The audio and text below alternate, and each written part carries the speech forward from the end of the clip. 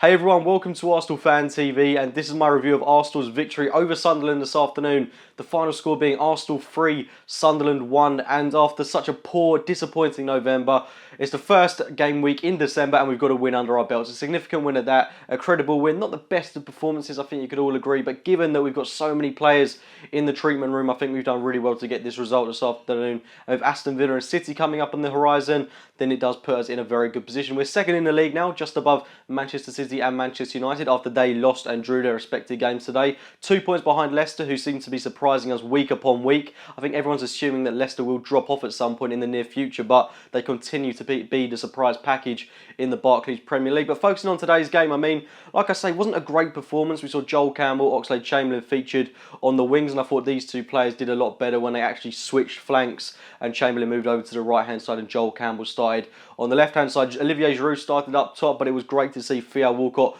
back amongst the swing of things. He started the game on the bench, but later got some time on the field, which was great to see. We saw Ozil in behind. He had another fantastic performance, and the defence was very resolute. We saw Monreal and Bellerin in the fullback positions. I thought Monreal had a superb game. Koscielny had a great game as well. Petr Cech was magnificent between the sticks, and Mertesacker had a very solid game in his position. Matthew Flamini and Aaron Ramsey in the midfield pivot. I think that's what many predicted going into this game, and Ramsey is a different player in the middle for me.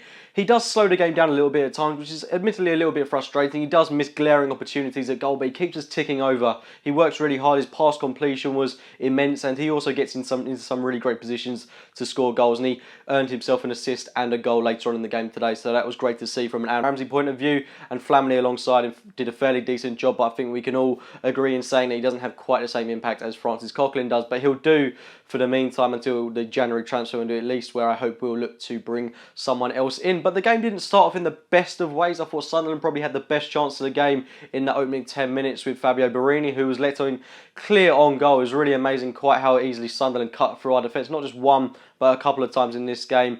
Watmore also had a really good chance as well shortly after this one, but Borini had a great chance on goal. Very tame effort. Petr Cech had no problems at all in saving that, and it took us about 10-15 minutes to grow into the game.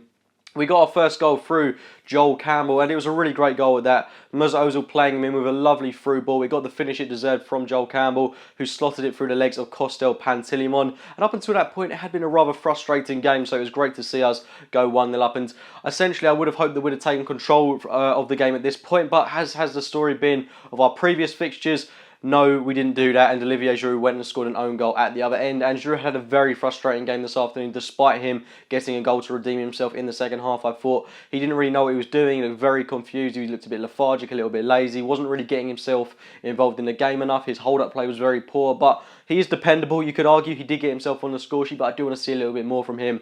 With Walcott back in the side, I hope he'd give him that extra push, and Giroud really does need to know that his place isn't warranted in this starting 11 from here on in with the return of Theo Walcott. Going into that second half, with it being 1-1 and Giroud scoring that own goal, it was very disappointing. Everyone was left feeling rather flat, but we got a goal not relatively early on. It took us about 20 odd minutes to get this goal, but it was great work by Giroud. It was a lovely assist by Aaron Ramsey straight onto the head of Giroud, who planted it in the back of the net. Certainly redeemed himself with that goal, but again, I think it just really covers up what was a poor performance on Giroud's half, but I'll give him credit where it's due. It was a very well taken goal. And then after that, we did seize control of the game that little bit more. We had a few more chances. I thought Ozil was absolutely running things in the middle of the park. We brought on Kieran Gibbs. He got a little bit of game time. We brought on Theo Walcott. I thought he did well when he came on. Chamberlain had a very quiet performance despite a bright start to the game. I do want to see a little bit more from the Ox himself. He has a great opportunity here to establish himself in the starting 11. So it's games like this and that one coming up against Olympiacos where he needs to really take these games by the scruff of the neck and make himself aware to the manager.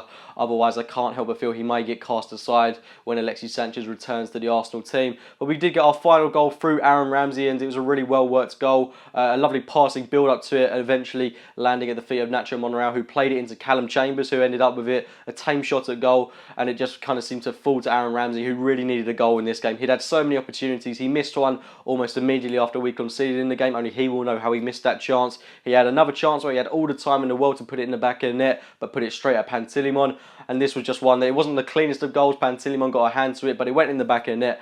Aaron Ramsey certainly had a great game for me.